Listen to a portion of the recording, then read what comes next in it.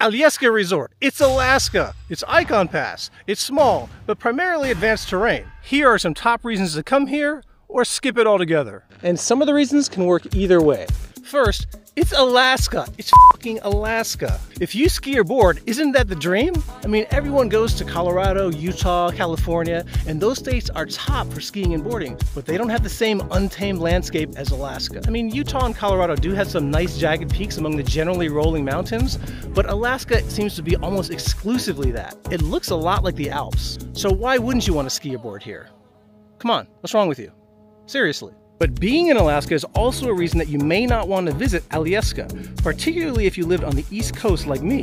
There don't seem to be any direct flights between Anchorage and the East Coast in the winter, so it takes a full day to get there, arriving late at night, and your return flight involves a red-eye. Sure, when you arrive in Anchorage, Alyeska is only a 40-minute drive away, so that's convenient. But you're essentially doing the same type of flight schedule from the East Coast that you'd have to do to go to Europe. I hate red-eyes. And if you live on the West Coast, although you'll have better flight options, it's much easier to go to Colorado, Utah, California, or Washington, so the fact that Alyeska requires more travel can be a deterrent. But before you go booking your trip to Palisades, Tahoe, or Snowbird, think about this. Because it takes longer to get to Alyeska, it tends to be less crowded. I was here during MLK weekend. I just didn't see significant lines. The longest I waited was 3 to 4 minutes, and that was only twice. Try finding that in Colorado on a long weekend. But here's a significant reason not to trek all the way up to Alyeska. It's small. 1,610 skiable acres with 762 meters of vertical drop. You can get 2,500 skiable acres at Snowboard or Jackson Hole with a 987 meter vertical drop at Snowboard and 1,261 at Jackson Hole. Or Steamboat, Colorado, almost twice the skiable acreage at 2,965 and an 1,118 meter vertical drop. And if you're an advanced skier or boarder, when you really break down Alyeska,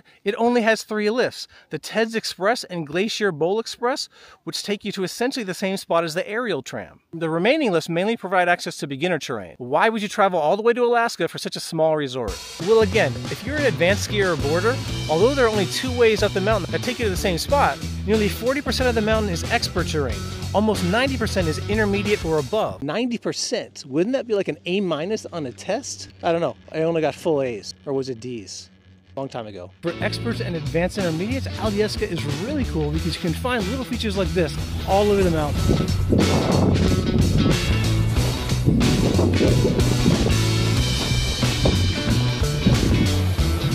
To give you a sense of that terrain, this is Silvertip, a blue slope, intermediate, off of the top chairlift. It's a nice groomed run that gives you a view of the water if it's not covered by clouds. Has a couple of turns to the right and also some rolls in it. At any point you can jump off it for some more difficult terrain.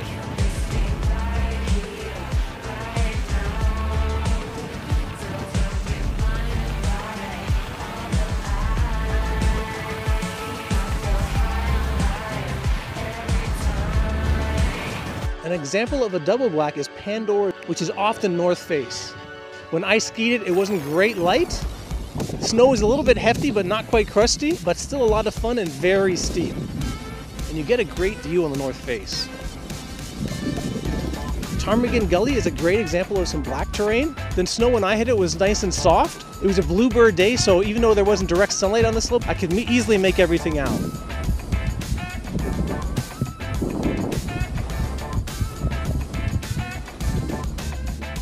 Another reason to come to Alyeska is Annual Snowfall. Now, I've always known Utah and Washington State to have the most snowfall in the lower 48. Snowboard gets 500 plus inches per year. Stevens Pass, Washington gets 460. Steamboat, Colorado, just 272. Alyeska beats them all with over 650 inches of snow per year. And this trip is a testament to that. It's MLK weekend and Colorado and California are just starting to get a lot of snow. But here at Alyeska, they've been swimming in snow for a while.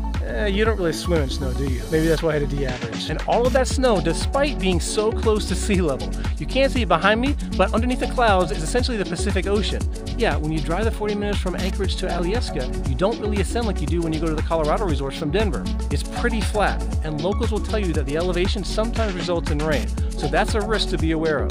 And on top of that, you get less daylight at Alyeska than you do at a resort in the lower 48. Alaska's so far north that the sun doesn't rise until about 10 a.m. So if you wake up at 7 to ensure that you're going to get first tracks, you're going to be waiting a while because the beginner chairs don't even start spinning until 10. The remaining lifts start at 10:30. Back to expert skiers and boarders. Alyeska has the longest double black diamond in North America, Christmas Chute. Unfortunately, Christmas Chute is closed right now, but suffice it to say, if you're into hitting a slope with that type of notoriety, then you need to come to Alyeska. So a shorter day, harder to get to, small resort. Could there be something about Alaska that would attract you to come here anyway? Hell yeah! Heliskiing.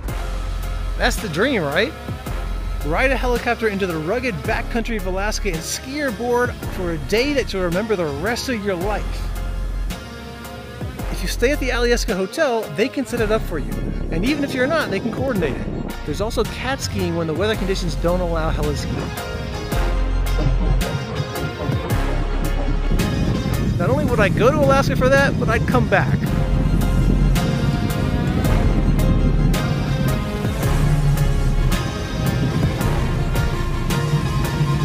All right, let's combine two reasons. Alyeska is on the Icon Pass, and it's located by a town called Girdwood, which is very small. I'm combining these two reasons because you could look at them either way. If you have the Icon Pass, great. You can go to Alyeska and use your pass. But with the resort joining Icon Pass, or the Epic Pass for that matter, comes some downside. One is increased crowds. Alyeska recently joined Icon, and right now when I'm here, which I think is the second year on Icon, there's not a lot of people, so that's great. On the other hand, it is harder to get to Alaska than to go to an Icon resort in the continental 48. Only time will tell on that one. Icon could eventually be a negative overall for Alyeska because what comes with it is the loss of the original ski town feel. Because you attract so many more skiers and boarders, real estate eventually goes up, you get a lot of development, which is already happening here in Girdwood. A lot of locals get forced out by the higher prices, costs go up.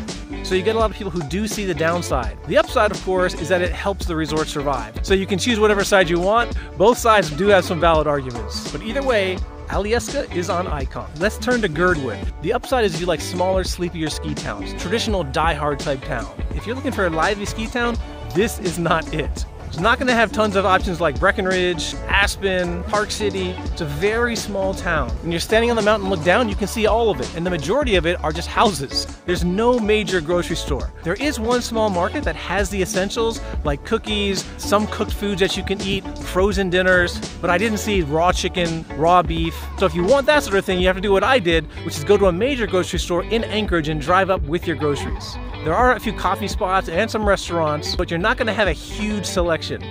One local really liked Jack's, which is in Girdwood and has a nice open fire pit. But even better, in his opinion, was Double Muskie Inn. Huge portions. Pepper steak, seafood. If you want that sort of thing, Double Muskie.